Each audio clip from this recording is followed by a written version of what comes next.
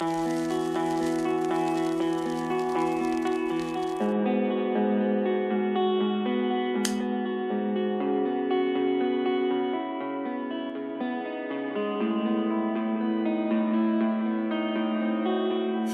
ai đó ghé đây mượn bờ vai mỗi ngày, lúc bấp bênh rối bời, lúc chán chê cuộc đời.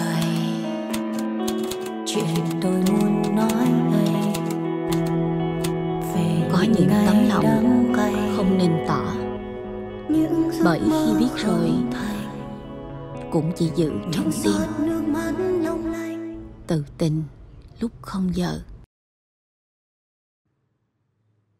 Những thứ gì đẹp thường hay có phủ gai, nước hoa càng thơm giá lại càng hay đắt. Em nhớ đó, thứ khiến mình đau thắt cũng đã từng là đẹp nhất với mình. Chào mừng người đẹp Hà Thu đã đến với không gian phòng khách Nhà Tươi. Chào chị. Ở nhà Thu có hay bày mấy cái trò sến sẩm này không? Nào là nến hoa, sách các kiểu. Em có đủ hết, có nến, có sách. Chỉ có là nó không có được bày biện đẹp như này thôi. Dạ, thả này giống như kiểu phim trường để mình dựng lại thôi chứ không phải nhà chị nữa. Đó. Còn ở nhà chị thì sẽ không được đẹp như thế này. Ở nhà chị bề bộn khủng khiếp nào, rồi quần chị. áo nằm một chồng ở bên đây nha. Xong rồi sách đó, có cái thì úp, có cái thì mở. Xong mấy cái ly uống nước đầy hết, có khi là laptop ở đây, chén ăn cơm vẫn còn đó. Nói chung rất là bề bộn nên Thôi chị nghĩ là tiếp khách thì tiếp ở đây đẹp. Miễn sao mình thoải mái đúng không chị? Thường thì nhà em xuất hiện cái gì là nhiều nhất? Nhà em ạ? Bước vô thấy cái gì nhiều nhất? Sách. Tại vì em muốn làm màu mà, bước vô cái phải để khách thấy sách liền, nguyên một cái tủ sách ở ngay phòng khách trình hình ra. Hay phải giống chị. Nhưng mà một nửa trong số đó chưa có đọc. Tại vì chị thích sưu tập là mua để đó thôi, từ từ rảnh đọc. Đúng. Mà em nghĩ ai cũng vậy, tại vì lúc mà mình buồn hay là lúc mình vui chẳng hạn, mình lại muốn đi mua sách. Và mình đọc review ha, thấy các bạn review những quyển sách nào hấp dẫn quá là phải muốn có liền, kiểu cảm giác sở hữu á, là tôi phải có liền, phải đặt liền. Mà nay đặt cũng dễ mà, đặt về nhưng mà đọc mới khó chứ đặt về dễ mà. Đó. Đặt về thì tại vì cái tốc độ đọc với lại mình bận rộn công việc ấy thì đâu có đọc được cái tốc độ bằng mình mua đâu, cho nên cái chuyện mà đọc bằng một nửa cái mua là tốt rồi. Nó giỡn vậy thôi chứ thật ra thì mình để nhiều như vậy á, thật sự thì mình có lúc cũng sẽ vớ đến, tại vì nó gần mình quá, những ngày mình mất ngủ mình lấy cái nào gần nhất mình xem vài trang cái thấy thích bị cuốn vô luôn. Hoặc là cũng có những cái quyển mà nó được review là rất là hay, không thể bỏ lỡ, thì mình phải đọc đua với người ta, với một đứa bạn, chứ nó đọc mình chưa đọc mà mình tức, nên mình phải đọc. Nên cái thế giới này, những cái cô nàng mà yêu sách này, thích bày biện chiêu chiêu nè, là có phải cổ là một con người không chỉ là yêu cái đẹp mà cổ cũng là cái người thiếu cái đẹp ở bên trong không? Theo em nghĩ cái điều đó đúng không? Chẳng hạn như chị nè, bởi vì chị hay bừa bộn nên chị thích chỗ nào mà nó sạch sẽ là chị sẽ xào, chị thích, chị enjoy cuộc sống. Thì con người của chúng ta luôn luôn có những cái mâu thuẫn như vậy, đôi khi chúng ta trưng trổ ra. Chị mời em đến đây nhìn trông rất là đẹp, rất là gọn gàng, rất là thơ mộng, nhưng thật ra cuộc sống của chị rất là bề bộn, bởi vì chị quá bận để sắp xếp nó. Và đôi khi những gì chúng ta trưng trổ ra bên ngoài, một cuộc tình rất là hoàn hảo, nhưng bên trong thật ra nó cũng có nhiều cái vấn đề. Em nghĩ thực ra là cái đẹp thì ai cũng yêu hết, ai cũng yêu cái đẹp hết, nhưng mà để giữ mãi cái đẹp trong cuộc sống của mình á, nó mệt. Nó cực, nó mệt thiệt. Cho nên là lúc nào mà giữa một đống bộn bề vậy, thỉnh thoảng nó đẹp thì mình thấy nó đẹp, chứ còn suốt ngày nó như vậy đôi khi mình cũng không có thấy nó đẹp. Tại ngày nào mình cũng đập vô mắt mình là nó cũng phải như vậy rồi.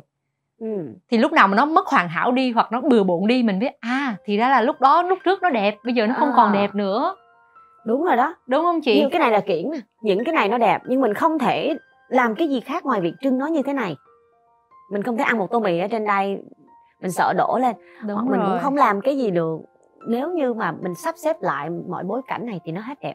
Nhưng nói như vậy thôi để mà mình gọi là ngụy biện cho cái sự bề bộn của mình. Nhưng thật ra một số nhà của các bạn chị á, cái không gian họ vừa là không gian chức năng để trưng trổ trang trí, vừa là một cái không gian để sinh hoạt rất là tiện lợi.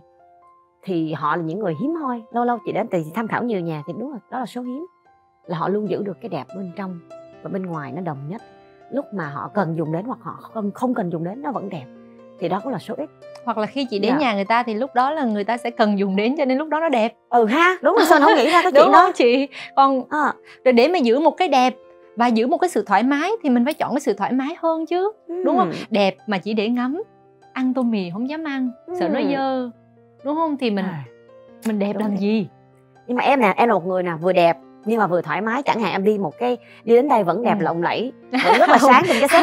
Không chị, em này sắp nha, đi ngủ nhưng rồi cho áo nên thì là vẫn rất là thoải mái, đi ngủ vẫn đẹp, và cái đôi dép để đi ở trong nhà cũng vẫn đẹp. Thế thì vẫn là cân bằng được giữa tại vì thoải mái và tiện dụng.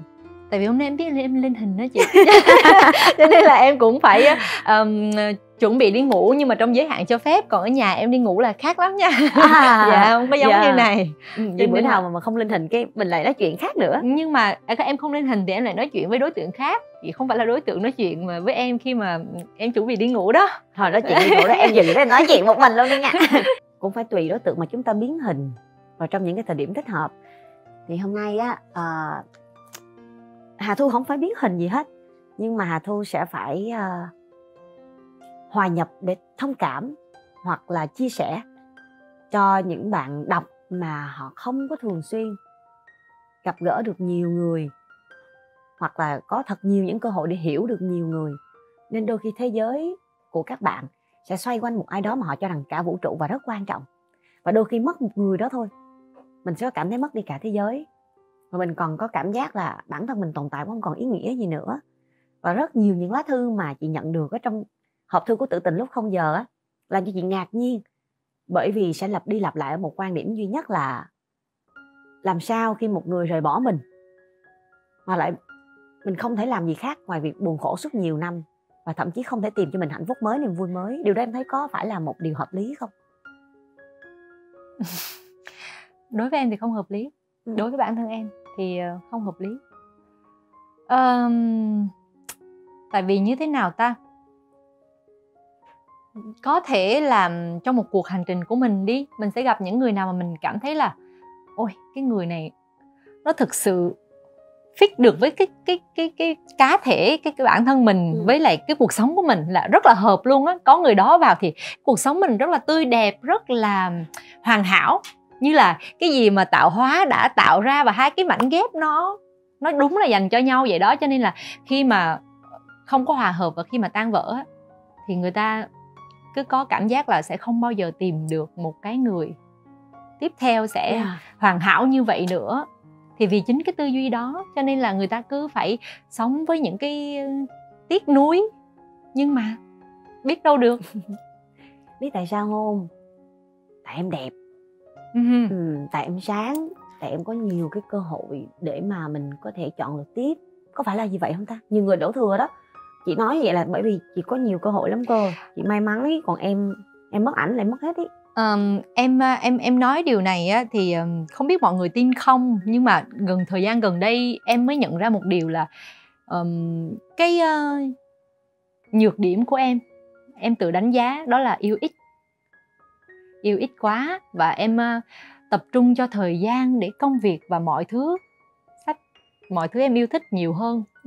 Và em cứ cảm thấy ok, cái tình yêu này đủ đối với mình, hợp đối với mình, thì mình cứ thế thôi, mình không cần phải thử nhiều làm gì, đúng không?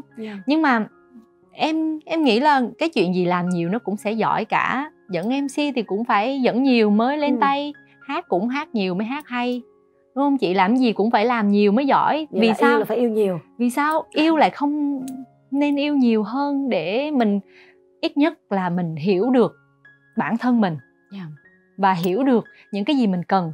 Tại vì á, khi mới yêu người đầu tiên ấy, mình chưa hiểu bản thân mình cũng chưa hiểu nữa, rồi mình bị cuốn vào cái tình yêu đó, mình cuốn vào cái đối tượng, cái partner của mình nhiều quá, rồi mình cứ chạy theo người ta. Mình cứ chạy theo, mình làm sao cho người ta thấy vui, người ta cười là lần sau mình lại tiếp tục làm những cái hành động tương tự như vậy, chứ mình không biết mình có vui hay không, hay là cái đó có đúng là cái mình muốn hay không. Cứ thấy người ta cười, người ta vui, cảm ơn em, anh cái điều này làm anh hạnh phúc quá, thì mình tiếp tục làm theo cái đó. Người ta thích một bữa ăn là mình nấu hoài luôn đó, cứ vậy, quên công việc luôn, chứ mình không biết là tôi không thích nấu ăn, tôi thích làm cái khác. Cho nên là em nghĩ là phải trải nghiệm nhiều để mà ít nhất là hiểu bản thân của mình, và ít nhất là hiểu mình cần một cái tình yêu như thế nào, để khi mà gặp được tình yêu đó, đó rồi, Thế ví dụ như mà người ta cũng thử nhiều, người ta yêu nhiều người, 10 người, 20 người gì đó, rồi người ta nhận ra cái người đầu tiên mình yêu mới là cái người đúng, rồi người ta quay về không ta? Có không? Cũng có. Đi một hành trình dài chỉ để quay trở lại và xuất phát. Đấy, bởi vậy nên có mấy lá thư này. Lá thư mà đi một hành trình dài á, lại quay trở về và xuất phát, làm cho cái người yêu gần đây nhất của mình vô cùng đau lòng. Nên chị sẽ đọc cho Thư nghe nhé. Dạ.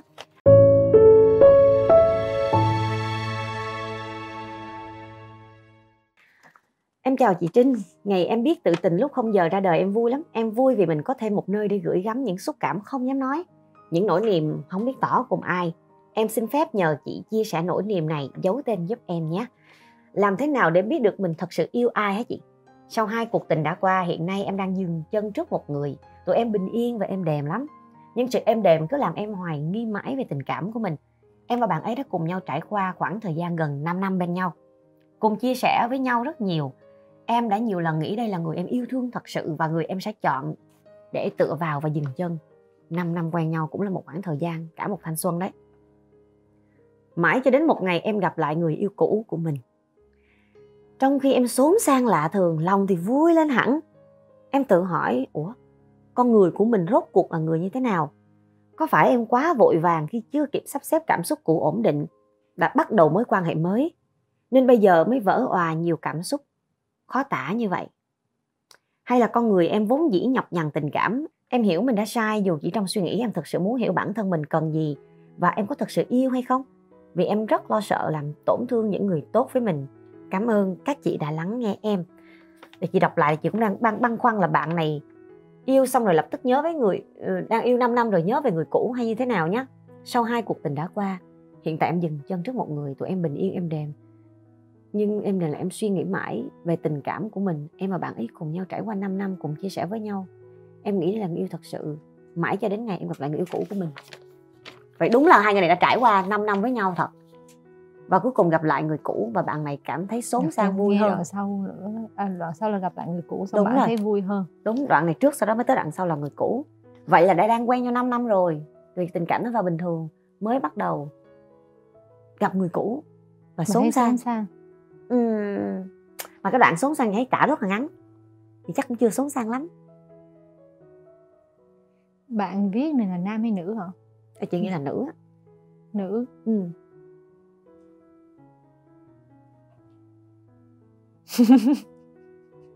Đây, đấy là vấn đề. Cũng không phải là đôi khi không xốn sang lắm đâu, mà người ta, bạn ấy bị phân vân giữa những cái quy chuẩn đúng sai mà bạn ấy tạo ra ấy. Bạn cho mình làm như vậy là không đúng, cho nên đôi khi bạn che giấu bớt cái sự xốn sang đó đi. Bạn có nói là bạn không muốn làm tổn thương những người xung quanh, cho nên là bạn mới nói là xốn sang quá. Mà nếu không xốn sang thì viết thư để mà hỏi ý kiến làm gì, đúng không chị? Cũng phải là rất là đau đầu, vò đầu bứt óc, không biết là nên như thế này hay nên như thế kia. Em có bao giờ bị vậy không? Có nghĩa là mình làm công việc mới hay mình yêu một người mới, nhưng mà bỗng nhiên nó khi vào quỹ đạo rồi, cái đùng cái em gặp lại cái cũ. Cái cũ này mới nè. Em gặp cái cũ, cũ thiệt nha. Là cũ chứ cái cảm giác mà mới ở một người cũ thì thực sự là em chưa có. Nhưng mà cái cảm giác thân quen ở người cũ thì có. Cái thân quen mà kiểu chị nhìn nhau là biết mình muốn nói gì, hiểu nhau đến những cái nhỏ nhất như vậy, cho nên nó làm mình cảm thấy cái người này làm cho mình có một chút nào đó dao động thì cũng có. Chứ còn mới thì chắc không thể có nào mới năm. Vậy khái niệm cũ và mới là do mình tự đặt tên thôi. Nếu như mà ngày nào chị cũng gặp em, chị cũng nói chuyện với em, thì câu nói chuyện nó sẽ cũng hết đề tài để khai thác. Nó bỗng dần dần đi vào một cái quỹ đạo chung. Nó không gọi là nhàm chán, nhưng được gọi là chưa có gì mới để chúng ta có thể vỡ òa cảm xúc với nhau. Thì như hai người bạn thân gặp nhau mỗi ngày, nhưng mà lâu quá chị mới gặp em. Và có thể lần gặp trước chị là gặp ở một bối cảnh hoàn toàn khác, đi dự sự kiện xẹt ngang qua, hay là mình cùng đi ăn chung với các bạn của mình thì trên một bối cảnh khác. Nhưng bây giờ chị gặp em một lần, cô ấy quá lộng lẫy, sao mà cô ấy đẹp đến thế nhỉ? Sao mình lâu lắm mới gặp, luôn gặp cô ấy vậy rực rỡ. Sao trong trí nhớ của mình là cô ấy lại luôn luôn rực rỡ, và bây giờ lại cô ấy lại mình vỡ òa cái cảm xúc đó. Sao cô ấy luôn đẹp thế nhỉ? thì những cảm xúc đấy giữa bạn bè đã có xốn xang rồi, nó đã có một cái sự bất ngờ. Thì huống gì với những cái người yêu nhau. Thì em nghĩ cái cảm giác ấy nó có đủ mạnh để mà xóa bớt những cái cảm giác mà hai người kia mỗi ngày lúc nào cũng gặp nhau, cũng trò chuyện với nhau, cũng đồng hành với nhau 5 năm trời không? Em nghĩ là đủ chứ, dư sức đủ luôn á. Tại vì cái gì nó mạnh bùng một phát thì nó có thể vỡ hết tất cả những cái gì nó dịu nhẹ. Và một cái như bạn chia sẻ là cuộc tình 5 năm nhưng mà nó bình yên quá. Cái gì bình yên quá thì nó, theo em thì nó không có kiên cố, nó ít trải qua sóng gió thì nó lại không vững chắc.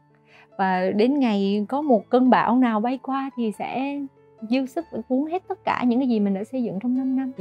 Chị cũng có một cái đoạn hội thoại trong một quyển sách trên cái giá này nói như vậy nè.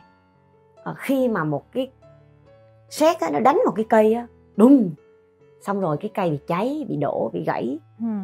Cái người ta nói là sét đánh ác quá làm cái cây nó cháy, hoặc là cái gió nó thổi mạnh quá làm cái cây nó đổ. Nhưng mà chị nghĩ là nếu như mà cái cây nó chắc, cái cây nó có rễ nó bám sâu vào đất á, nó không có một rũ nó không có mỏng manh đến thế đó, thì sét hay là gió thổi mạnh qua nó đã không đổ ngang như vậy. Vậy thì mấy cái con dòi hay là mấy cái con đuông dừa đó, mấy con mà nó ăn ở trong cái con mốc ở trong cái cây nó đã bào mòn rồi. Thật ra 5 năm của bạn á, nó chỉ dày về thời gian thôi. Chắc gì là cái chất lượng 5 năm đó nó đã không có những cái khoét đục, nó không có những cái rỗng ở bên trong, để đến mức mà bạn đổ thừa cho một cái cơn say nắng, bạn đổ thừa cho một cơn gió mạnh. Thì có lẽ lá thư này như Hà Thu nói chính xác, phải sống sao phải suy nghĩ. Nhưng cái suy nghĩ đây không phải suy nghĩ là có nên bỏ cái tình yêu 5 năm về lại với người cũ hay không, mà là suy nghĩ bạn đã làm gì với 5 năm của mình vậy. Đúng, em nghĩ là đến một ngày nào mà có một cơn bão ập tới thì trước đó nó cũng đã có dấu hiệu rồi. Sấm chớp, mây mù hay gì đó, chỉ có là bạn lờ đi, bạn không để ý. Chứ thực ra bạn cũng tự nhận thấy là bình yên quá thế không ổn. Thì không ổn thì sao lại không có dừng lại và cho mình cái thời gian để mình xem nó không ổn ở chỗ nào, và tìm ra cái cách giải quyết là nó không ổn chỗ này hay chỗ kia. Bạn cũng không biết không ổn chỗ nào và đâu ổn là ở chỗ nào, mà mà bạn cứ ok thôi bình yên thế là được rồi. Bạn không có trách nhiệm với cái hạnh phúc của mình và cái người đối diện của mình.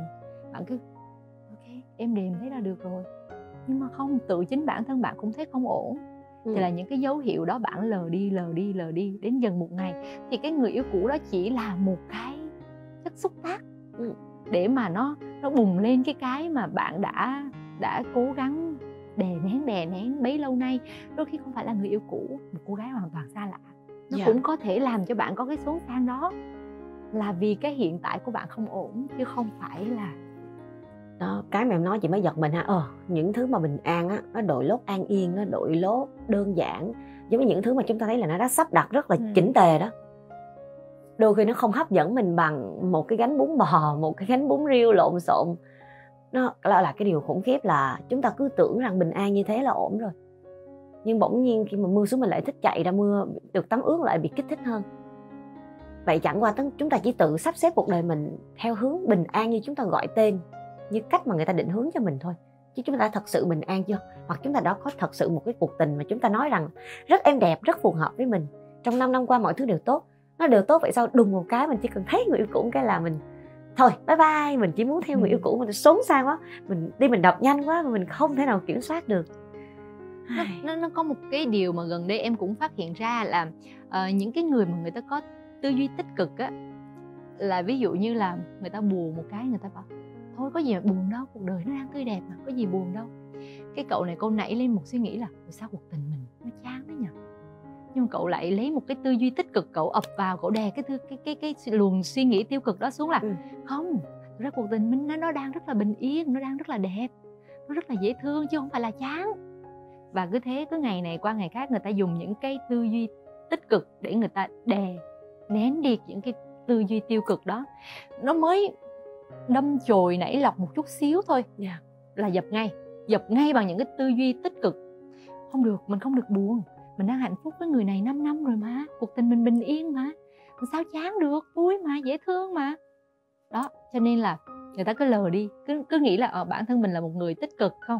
Nhìn cũng rất nhiều cuốn sách bảo là bạn phải suy nghĩ tích cực, đừng có tiêu cực như vậy. Và rất nhiều người lấy những cái suy nghĩ tích cực đó mình đang tốt đẹp, rồi đến một ngày cái sự dồn nén nó đủ, nó không chết đi, nó không mất đi. Khi mà mình đè nó đi, nó chỉ nén nó xuống thôi. Nó không mất đi cái tư duy tiêu cực đó được, không có mất đi cái sự buồn chán hoặc đó được. Cho nên là đến một ngày nó đủ lớn, đủ mạnh thì nó bùng ra. Em có phải là người tiêu cực hoặc là tích cực một cách cực đoan không? Em là một người tích cực theo cái sự điều khiển của đầu óc. Là có nghĩa là em luôn bắt buộc bản thân mình phải tích cực. Lý trí rất là mạnh. Lý trí mạnh. Em buồn thì em bảo ôi, bao nhiêu người ta còn khó khăn ngoài kia kìa.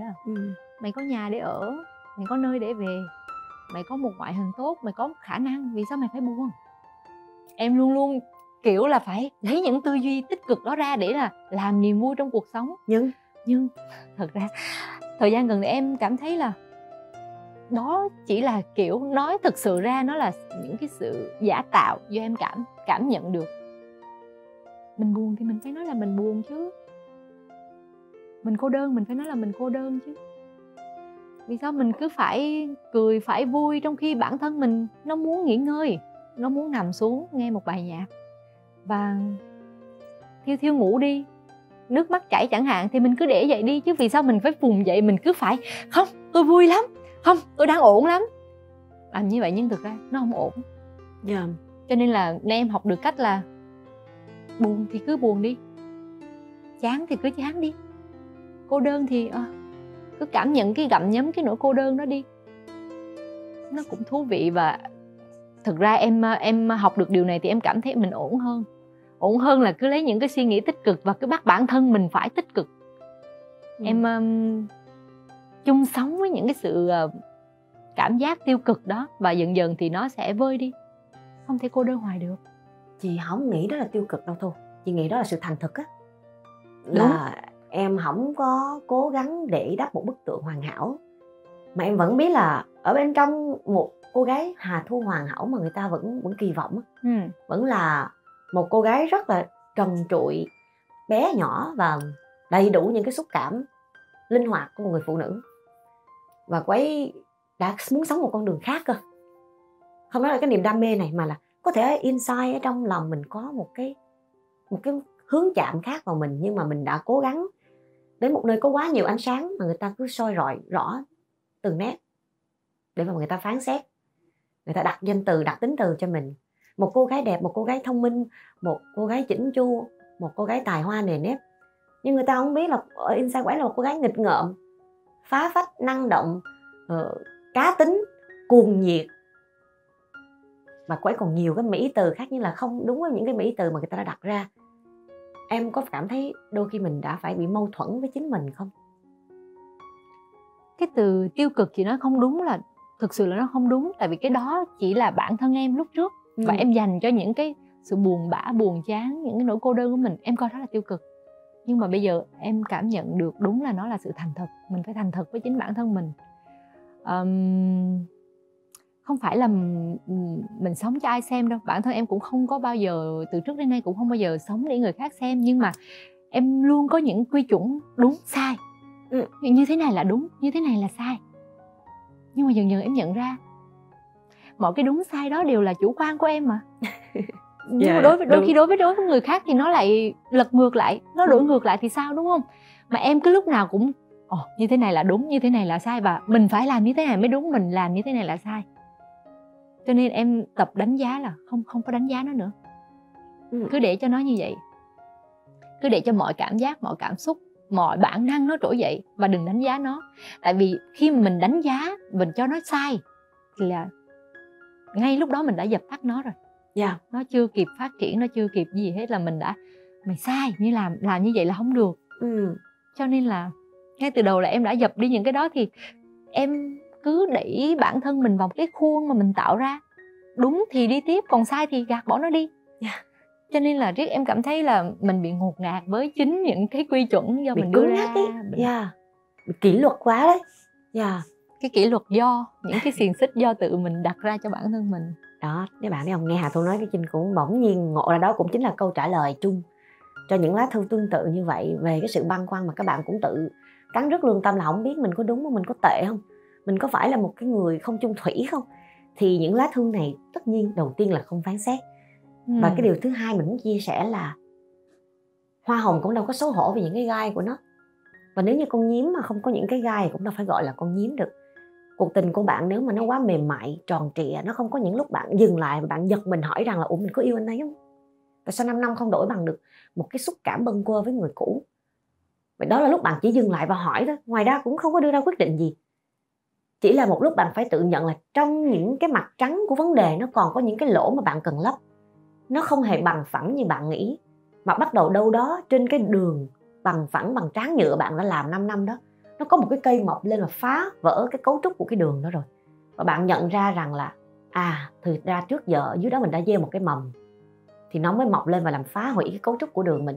Vậy thì bạn hoặc là dọn dẹp lại nó theo một cái đường đẹp mà bạn muốn, hoặc là bạn nuôi cái cây đó nếu cái cây đó đủ ý nghĩa với bạn. Và đó cũng chính là cái quyết định của riêng mỗi người. Nhưng đừng thấy cảm giác của mình quá đau đớn, quá tội lỗi, quá tiêu cực. Chỉ là hãy nhìn nhận nó đúng như nhìn một tấm gương thôi. Đúng, em muốn nói thêm về cái bức thư này một chút xíu, tại vì nó cũng mang cho em nhiều cảm xúc. Bây giờ bạn đang cảm thấy sai, bạn sai với cái người mà 5 năm của bạn vì đã cướp đi của người ta 5 năm rất là dài. Nhưng mà nếu mà suy nghĩ theo hướng đó thì là sai. Nhưng bạn sẽ rất đúng nếu bạn tạm dừng lại và bạn hiểu bản thân mình hơn và bạn làm đúng, thì nó sẽ đúng hơn cái việc mà bạn tiếp tục vì mình thấy có lỗi với người đó quá mà mình tiếp tục, thì mình sẽ sai càng thêm sai, không sống thật. Mình không sống thật với chính mình và mình cũng không sống thật với cái người đối diện. Tại vì mình biết là mình đã xuyến xao với người khác rồi mà, thì nó phải có vấn đề gì đó, thì mình cứ phải tìm hiểu đi chứ sao lại tiếp tục giả dối cái người đối diện, thì cái điều đó lại đúng. Cho nên cái quy chuẩn đúng sai nó không có cái gì, nó là chủ quan của mỗi người. Cho nên là đừng có vội quy chụp mình làm như này là sai, mình làm như thế này là đúng. Không, hãy lắng nghe những cái gì mà mình muốn. Em nghĩ là lắng nghe những cái gì mà bản thân mình muốn, trái tim mình muốn và bản thân mình thực sự muốn làm lúc đó. Thì đó là đúng. Cảm ơn Hà Thu. Hãy lắng nghe trái tim mình và cũng hãy lắng nghe những cái tín hiệu ở xung quanh đang phát ra để dẫn bạn đến với một cái cuộc lột xác mới. Không nói là bạn sẽ thay người yêu hay là sẽ thay đổi tính nết của mình, nhưng bạn sẽ bắt đầu lột xác, lột vỏ cho phù hợp với mình ở cái chặng đường 5 năm. 5 năm sau của 5 năm sau nữa, mình cứ vẫn sẽ có những giai đoạn như vậy. Mình dừng lại và mình thấy cái hình ảnh này, cái quá trình này, cái định hướng này không phù hợp nữa. Mình sẽ từ từ phải thay đổi, như một con ốc nó phải lớn lên và nó phải tìm cái vỏ mới to hơn, chứ không thể nào mà cứ giam mãi. Trời ơi, tôi đã lớn lên 5 năm với cái vỏ ốc này và tôi phải ở đây. Biết đâu bạn cần thay đổi chính mình trước cái đã, rồi mới có thể đủ rộng lượng để tiếp tục thành thực với mối tình xứng đáng của bạn. Và không phải vấn đề nằm ở người cũ, cũng chẳng nằm ở người mới. Như những gì Hà Thu chia sẻ, chúng tôi mong bạn sẽ có đủ thời gian bình tĩnh nhiều hơn, tĩnh lặng để hiểu được thật sự mình muốn gì và không còn chông chênh nữa. Cảm ơn Thu đã đến đây và sẽ thật là tuyệt vời nếu có thể ngay bây giờ được tặng cho Thu một món quà nho nhỏ rất phù hợp với tính cách của Thu. Đó là Thu nói là Thu thích Hội An, nên xin phép được tặng Thu một món quà liên quan đến Huế. Tại vì đã người con gái xứ Huế là phải tặng Huế thôi, còn cái món quà Hội An là lần sau đến tặng sau. Thực ra nó cũng liên quan đó chị. Tại vì là cả Huế và Hội An thì em đều thích. Tại vì nó liên quan tới những cái gì vintage, nó rất là cổ điển, nhẹ nhàng. Như Sang thử mở nó ra đi coi món quà là cái gì nè. Đây chị phụ em mở nha. Cái này nó hơi cứng một chút xíu. Đây, cái hộp này phải lắc vậy nè. Cứng ở đây, mở ra. Rồi em rút ra đi. Tan. Thì nó sẽ có một cái lá thư từ Y25. Em biết chị Hải Yến mà đúng không? Chị chuyên chế tác những loại nước hoa từ những nguyên liệu thiên nhiên và cũng xuất khẩu ra nước ngoài rất là nhiều. Thì có một bộ nước hoa Đông Dương. Có Hà Nội, có Sài Gòn, có Nha Trang, Đà Nẵng, Hội An, Đà Lạt. Thì đây là Huế, một trong những chai nước hoa hiếm trong cái bộ sưu tập này. Cái chai hot nhất là Sài Gòn, tại vì người ta luôn thích cái thành phố đô hội. Nhưng mà chai Huế thì rất là đặc biệt. Và chị nghĩ là Hà Thu là một người em nghĩ rất hợp với em, một cô gái Huế. Em thấy thế nào nè? Có muốn thử qua cái mùi của nó luôn không? Em thấy là ở trước này có cái đại nội nè. Có quen thuộc với em không ạ? Rất quen thuộc. Sen, Thì là em nghĩ là mỗi cái design trước này nó sẽ là tượng trưng cho một cái thành phố chị hả? Dạ đúng rồi, tại vì phải có những cái đặc trưng của thành phố đó thì người ta mới tạo thành một cái thiết kế được. Nhưng điều quan trọng của một chai nước hoa cũng không phải là một cái thiết kế riêng, bên cạnh đó là cái việc mà các cái tầng hương được sắp xếp á, để làm nổi bật lên được cái vị và cái hương và ký ức về thành phố đó. Cho nên em có được thử. Đó tất nhiên là của em mà. Chị. Đó, cái mà chị thích nhất là nghe ký ức của em về cái nơi em đã từng gắn bó. Em thử nha.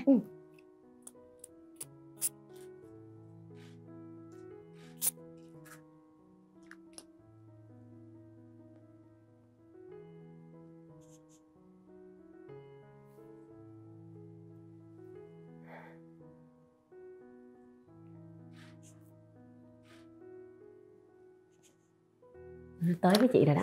Tới với chị chưa? Chị chưa bao giờ đến Huế, nhưng bởi vì chị rất là khao khát được nghe là người ta sẽ đến Huế vì điều gì.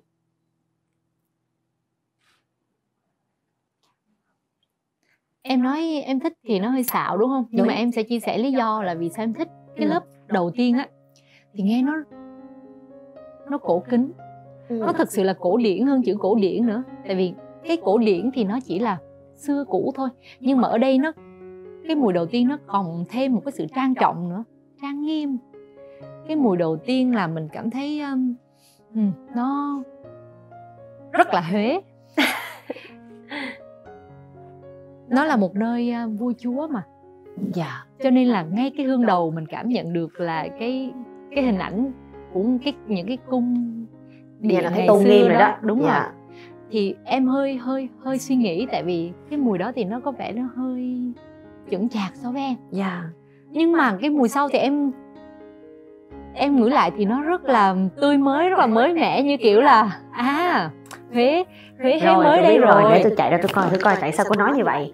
Bởi vì hương đầu là cổ, hương đầu là thanh trà, cỏ thạch xương bồ, nên là cỏ và thanh trà. Nghe là cổ đúng rồi, tại vì là cỏ mà với trà mà. Hương giữa hợp với em. Chị nghĩ là cốt của em giống cái này nè, hoa sen với hoa nhài. Vừa thanh lịch, vừa thơm và rễ bạch chỉ.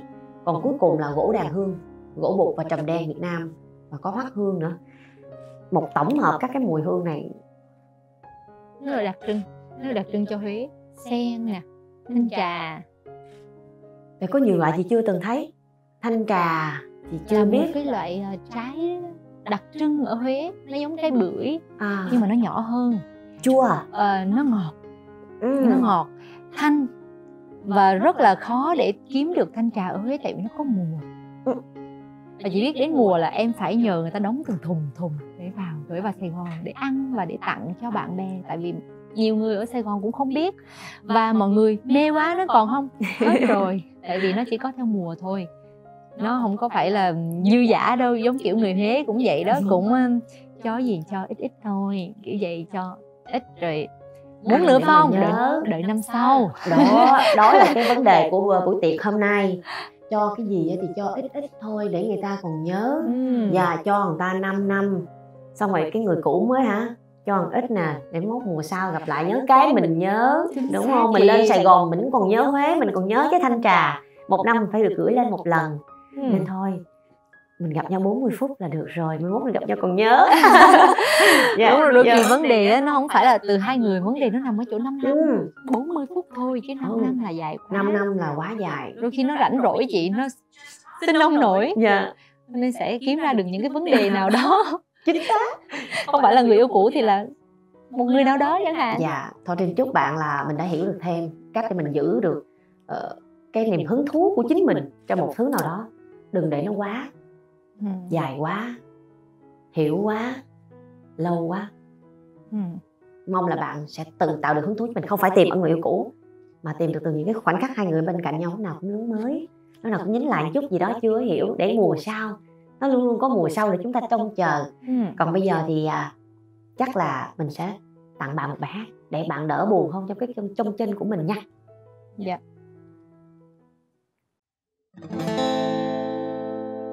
Tình cờ gặp lại người xưa, cà phê quán cũ cùng vui với ai, cánh hoa rơi nhẹ vương mắt ai, nay lối về sau bàn chân não nề. rượu ngọt làm ta uống say, cà phê đắng làm ta thấm cay, giấc chiêm bao chợt mơ thấy nhau, vỡ mộng rồi riêng mình ta đơn đau. Từng cho nhau bao nhiêu hy vọng, cho nhau từng lời hứa, phút cuối giữ lại được không? Gặp lại nhau chỉ hôm nay để anh phải nhớ phải buồn. Nếu cho em được lựa chọn một lần nữa, nếu cho ta quay lại phút giây đầu, em nguyện và mong sẽ chẳng gặp anh. Người ta thích những thứ gì sắc bén, nhưng riêng tôi xin giữ lấy dao cùn. Thứ gì đấy gây tổn thương người khác, chỉ dám nhìn không dám dụng lung tung. Chuyện yêu mến bao đời vẫn vậy, đâu ai so rằng ai tổn thương hơn. Chỉ kiêu hãnh khi mình là sát thủ, có súng săn thì tranh thủ chơi vờn. Người cứ giữ cho người nanh vuốt ấy, còn phần tôi nghĩ xét cũng đã đành. Nhưng nhớ cho, những thứ gì sắc bén cũng có ngày sát hại lại chính anh.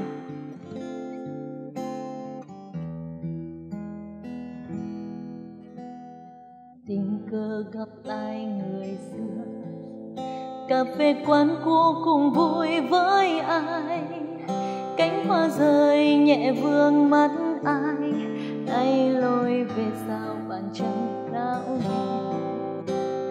Rượu ngọt làm ta uống say, cà phê đắng làm ta thấm cay, giấc chiêm bao chợt mơ thấy nhau, vỡ mộng rồi riêng mình ta đơn đau.